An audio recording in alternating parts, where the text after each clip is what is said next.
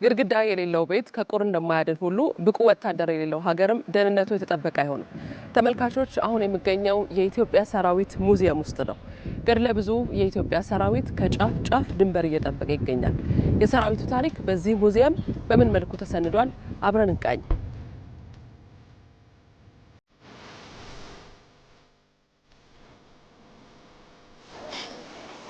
እንደምን ሰላም እንተዋወቅም ስሞት የሚገርም ኮሎኔል ግዛቸው ታደሰ እባላለሁ። የወታደራዊ ሙዚየም የቅርስና ስብስብ ቡድን መሪ ነኝ።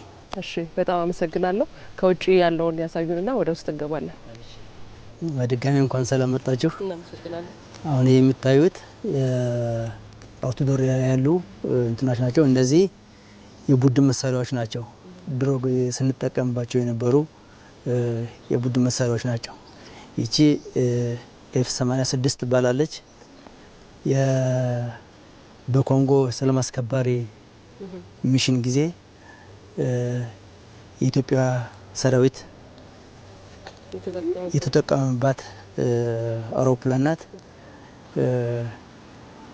ከአራት አውሮፕላኖች ተጠቅመዋል። ከአራቶች አንዷ ናት። እነዚህ ታንኮች ናቸው። እነዚህ የቡድን መሳሪያዎች መትረጊሶች ናቸው። እነዚህ የተወሰኑ ሁሉም ከዚህ ከመጀመሪያ ከአሳዮች ጀምሮ ከጋፋት ነው የመጡት። ለዚህ ሙዚየም ግብዓት ይሆናሉ ተብሎ ታሪክን ያወራሉ ተብሎ ከዛ የመጡ ናቸው። እዚህ የምታያቸው የሚገርምሽ ሚኒሊክ ሲይዟቸው የነበሩ መሳሪያዎች አሉ። ስማቸው ራሱ መሳሪያው ላይ አለ። ይችኛው አሁን የሚኒሊክ የነበረች መሳሪያ ናት። ስሙ ራሱ አለ። እዚህም ደግሞ ካሳ የሚባል የእሳቸው ጋር የነበረ አርበኛ የሚይዛቸው የነበሩ ናቸው። አጠቃላይ እነዚህ የምታያቸው እነዚህ አሁን በሄሊኮፕተር ላይ ሆነሽ ዘቅዝቀሽ የምትተኩሷት መትረጊስ ናት። በጣሊያን ጊዜ ሲሰሩባቸው የነበሩ የተማርከው የቀሩ ናቸው። ይሄ ሙዚየም ምን ያህል የሰራዊቱን ታሪክ ነጋሪ ነው ማለት እንችላለን? ለምሳሌ ይሄኛው የ1900 የጦር ሚኒስትር የነበሩት ፊታውራሪ ሀብተ ጊዮርጊስ ድነግዴ ናቸው። ከዛን ጀምሮ የዚህ ጀምሯል። ከዛ በኋላ ያለው ሽግግሮች አለ። ይህ ሙዚየማችን ያንን የሚያሳይ ከዚህም ከመነሻችን ጀምረን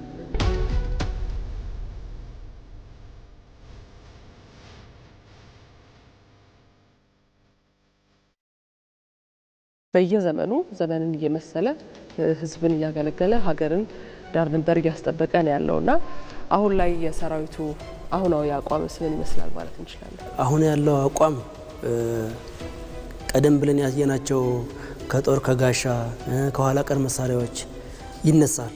ከለውጡ በኋላ ያለው መከላከያ ሲቋቋም ስትራቴጂ ክፍሎች እግረኛ አለ፣ ባህር ኃይል አለ፣ አየር ኃይል አለ፣ ሳይበር አለ።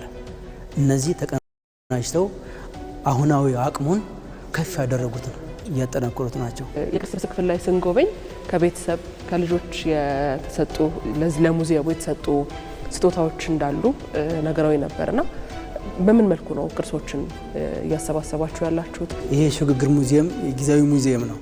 ከተለያዩ ከግለሰብ ከቤተሰብ ከኛ ከመስሪያ ቤት ከድሮ የነበሩ ወታደር ካምፖች ላይ እየሰበሰበ ነው። ማንኛውም ሰው በየትኛውም ጊዜ ማምጣት ይችላል። በየትኛውም ጊዜ እሁድም ሳይቀር ማምጣት ይችላሉ።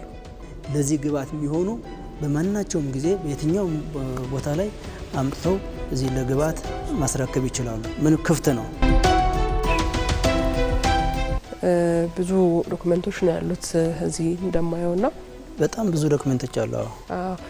አሁን ላይ ዲጂታላይዝድ ለማድረግ ከዘመኑ ጋር አብሮ ለመራመድ ምን ታስቧል? ምን እየተሰራ ነው? አሁን ይህንን ዲጂታል ለማድረግ ስራዎች ተጀምረዋል።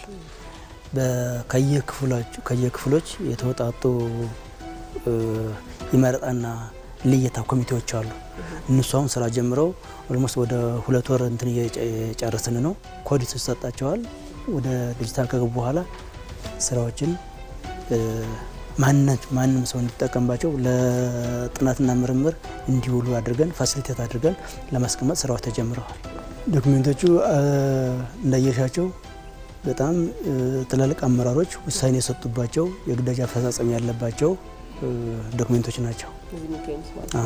ኮሎኔል በጣም ነው አመሰግናለሁ። ጥሩ መረጃ ነግረውናል። ጥሩ ጊዜ ነበር። አመሰግናለሁ። በጣም እኔ አመሰግናለሁ።